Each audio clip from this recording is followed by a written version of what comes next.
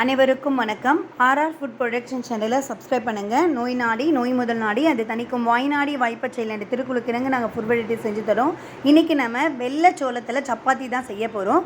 வெள்ளைச்சோளத்தில் என்னென்ன பெனிஃபிட்ஸ் இருக்குதுன்னு பாருங்கள். இது இதய நோய், சர்க்கரை நோய் மற்றும் உடல் எடையை குறைக்கிறதுல மிக சிறந்த உணவாக இருக்கும். இந்த வெள்ளைச்சோள மாவு 1.5 கப் அளவு எடுத்துக்கோங்க.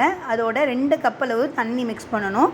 இப்போ இந்த 2 கப்பு தண்ணியை நல்லா கொதிக்க விடுங்க. நல்லா கொதி வரப்போ கொஞ்சம் உப்பும் தேவையான அளவு உப்பு, எண்ணெய் ஒரு அரை டீஸ்பூன் இல்லை 1 டீஸ்பூன் சேர்த்து கொஞ்சோண்டு மிக்ஸ் பண்ணிக்கோங்க. இப்போ நல்லா கொதித்த பிறகு நம்ம எடுத்து வச்சுருக்க 1.5 கப்பு வெள்ளைச்சோள மாவை அதோடு ஆட் பண்ணுங்கள். கொஞ்சம் லோ ஃப்ளேமில் வச்சுக்கலாம். இதை அப்படியே நல்லா கிளறி விடுங்க. இந்த அளவு நல்லா மாவு வெந்துடும் ஒரு 3 மினிட்ஸ்குள்ளார. இங்கே பாருங்கள், எதுலேயும் ஒட்டவேல பாருங்கள். இந்த அளவு வெந்துட்ட பிறகு அடுப்பை ஆஃப் பண்ணிடலாம். கை வச்சா இந்த அளவு நல்லா அழகாக உள்ளார போகுது பாருங்கள். கையில் எந்த வித மாவுமே ஒட்டாது.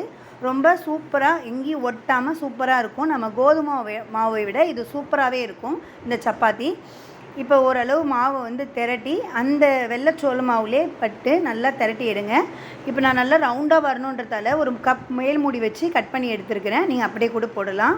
இதை அப்படியே எடுத்துகிட்டு போயிட்டு நம்ம சப்பாத்தி கல்லில் போட்டால் கோதுமை சப்பாத்தியை விட ரொம்ப டேஸ்டியாகவே இருக்கும். இது புரதச்சத்து அதிகமாக இருக்கிறதால பிள்ளைங்களுக்கு இதை செஞ்சு கொடுங்க.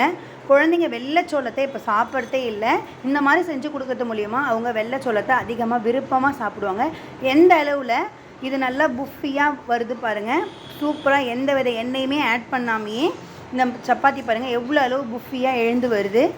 இவ்வளோ சும்மா டேஸ்டியாக சூப்பராக இருக்கும். இதை நல்லா பிச்சு பார்த்தீங்கன்னா கூட உள்ளார லேயராக இருக்கும். எவ்வளோ சாஃப்டாக இருக்குது பாருங்கள். இதை நீங்கள் பிள்ளைங்களுக்கு வாரத்துக்கு ஒரு முறை செஞ்சு கொடுங்க. உங்களுக்கு இந்த மாவு வேணும்னா கீழே இருக்க இந்த நம்பருக்கு ஆர்டரை ப்ளேஸ் பண்ணலாம். தேங்க்ஸ் ஃபார் வாட்சிங். எங்கள் சேனலை சப்ஸ்கிரைப் பண்ணுங்கள், கமெண்ட் பண்ணுங்கள், ஷேர் பண்ணுங்கள்.